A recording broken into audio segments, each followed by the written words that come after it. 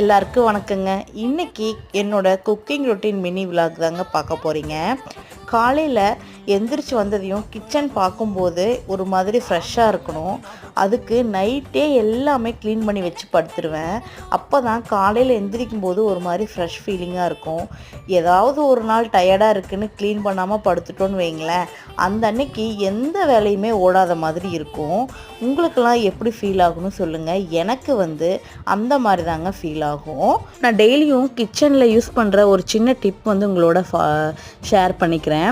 Kitchen சமைச்சு முடிச்சோடனையும் kitchen பார்க்குறதுக்கு மெஸ்ஸியாக இல்லாமல் நீட்டாக இருக்கணும் அப்படின்னா கொஞ்சம் ஒரு சின்ன சின்ன மாற்றங்கள் நீங்கள் செஞ்சிங்கன்னா போதும்.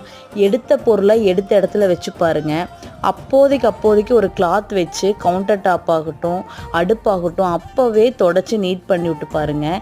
க்ளீனிங்னு தனியாக நீங்கள் மெனக்கிட வேண்டிய அவசியமே இல்லை. சமையல் முடிக்கும் போதே